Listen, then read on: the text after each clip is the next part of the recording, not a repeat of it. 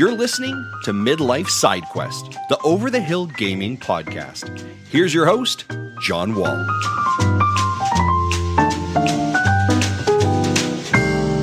Welcome to Midlife Side Quest, the Over the Hill Gaming Podcast. Each week, I, John Wall, will bring you the latest gaming impressions, news, and industry happenings delivered to you in under 15 minutes to fit your busy life. On today's episode, we will be revisiting The Legend of Zelda: Tears of the Kingdom. If you haven't yet subscribed to the show, please take a moment to do so, and I would also love to hear your feedback, which you can do by leaving a review wherever you're listening to today's episode. You can also find the show and join in on the conversation by finding us on Twitter or Facebook by searching for Midlife SQ.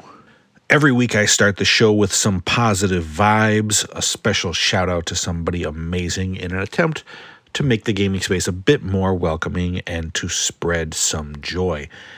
All month long, I've been calling out members of the LGBTQ plus community as part of Pride Month, and this week's positive vibes go out to I Am Brandon. Brandon is a social media influencer, a Twitch streamer for nearly a decade, and community manager for Triple Topping Games. He has won the Golden Joystick Award for the Best New Streamer, and he was nominated by Gaming Magazine for LGBTQ Streamer of the Year. He has helped raise money for various charities and is a voice for positivity in the community. You can find him and follow him on Twitch, Twitter, or wherever by searching for I Am Brandon or I Am Brandon TV. So please do me a favor and go give him a follow. And as June comes to a close, please don't forget that being a true ally to the queer community means more than just rainbow profile pics and shout-outs for 30 days. It means being there the other 335 days of the year. It means being a voice of solidarity in the fights for LGBTQ rights and in the gaming space, amplifying the voices of queer people all year long.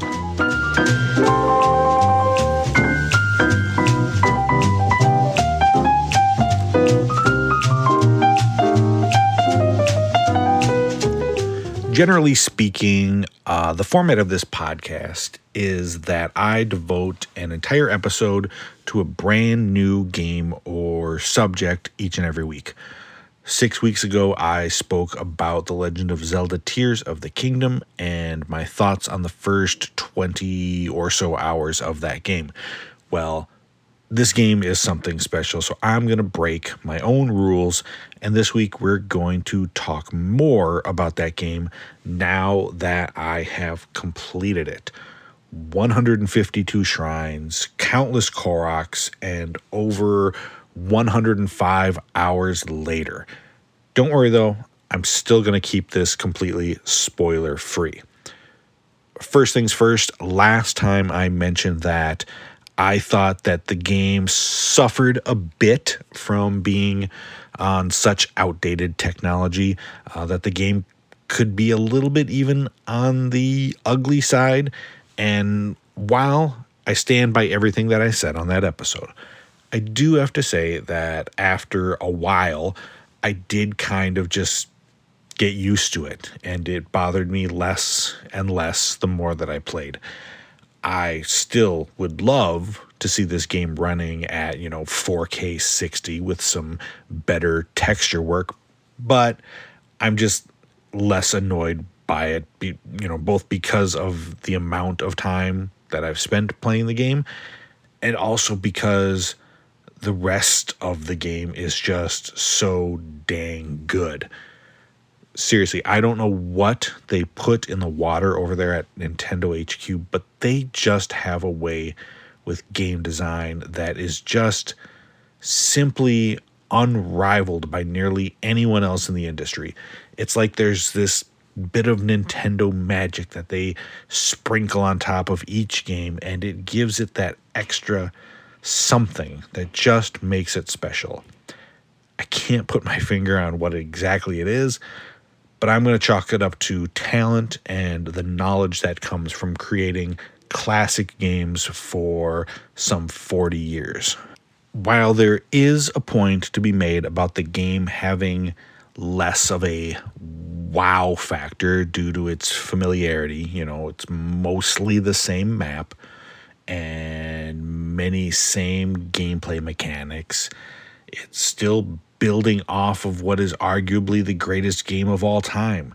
And after 100 plus hours, there are several things that stand out as either being unique when compared to that last game or big improvements over it.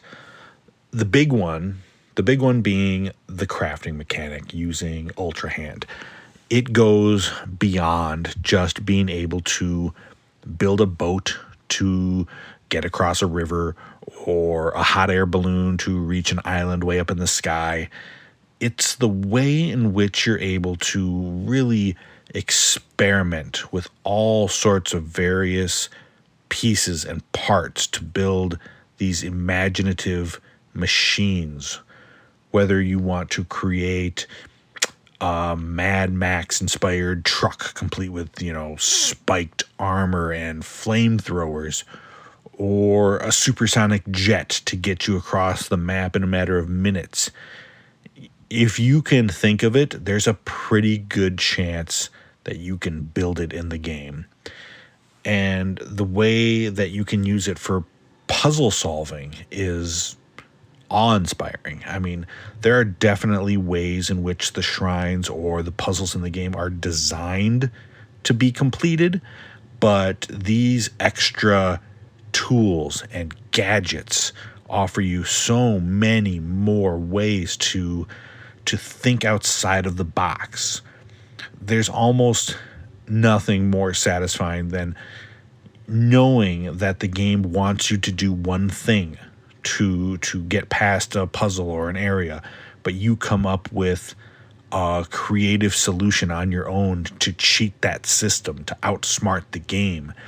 It's so beautifully thought out and designed. It's hard to contemplate how the game designers pulled this off.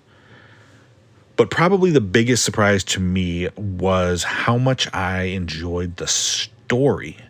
I mean, if I'm being honest, storytelling hasn't been one of the biggest draws of the series to me, and I really love this series, but it's always been more about characters and the lore. But I really think they did a great job with the story this time around. Much of it isn't told chronologically per se, but in memories that you find scattered around the world and that you piece together to get this complete narrative picture. As I discovered these bits, I was surprised by how well done both the cinematics were as well as the voice acting, and how much I was getting pulled into the story and this iteration of the classic Zelda tale. It's full of surprises and great new characters and lots of great story moments and interesting lore. And I'm not really like an emotional guy, at least when it comes to games or movies. But I'd be lying if I said there wasn't a moment or two when, like the Grinch, I felt a slight twinge when my small heart grew 3 sizes.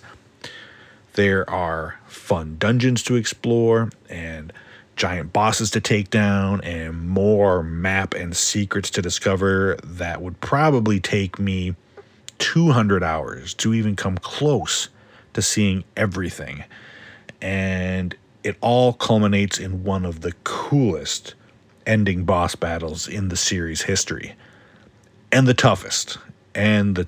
Man, I admit I was getting really frustrated after failing over and over and over again on this fight, and you really need to do a lot of preparation before the fight to have a chance when you get there.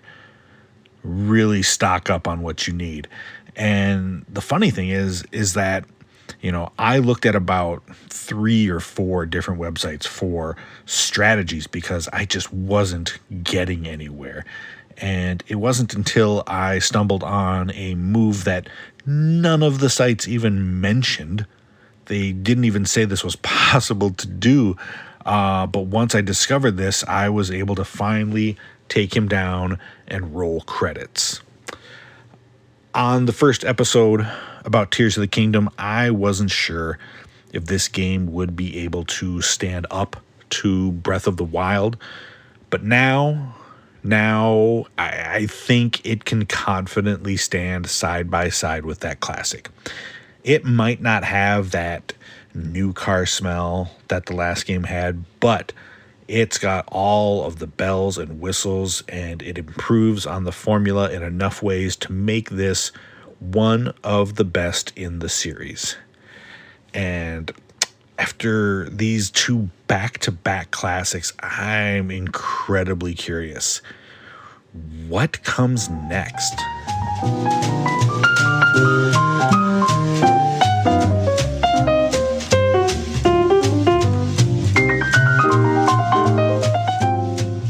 Other than my, general anxiety that I have about, everything, there isn't a whole lot that I would say genuinely scares me.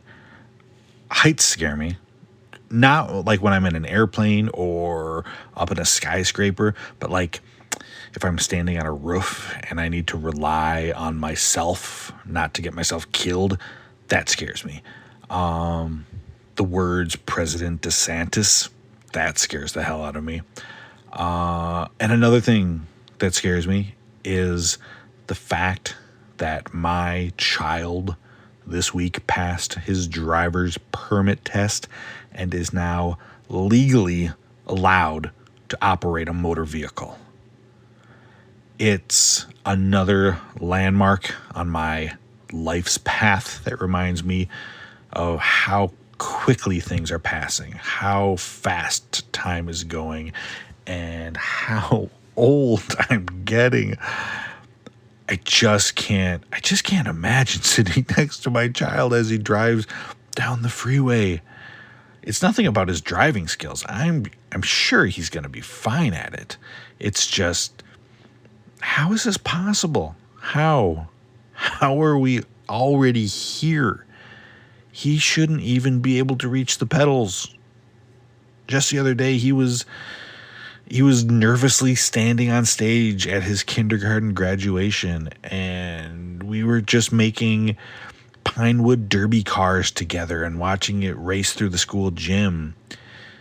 And now he's driving and talking about getting a job and thinking about college. My God. I love watching him grow up. It's amazing. It's the best. But man, I wish it would just slow down a little bit more. Thank you so much for listening to Midlife Side Quest. Don't forget, you can catch a new episode every Thursday morning wherever you listen to podcasts. And if you enjoy the show, you can show your support by subscribing or sharing or leaving a review. And you can follow the show on Twitter and Facebook, where we go by Midlife SQ. So until next time, be well and keep playing.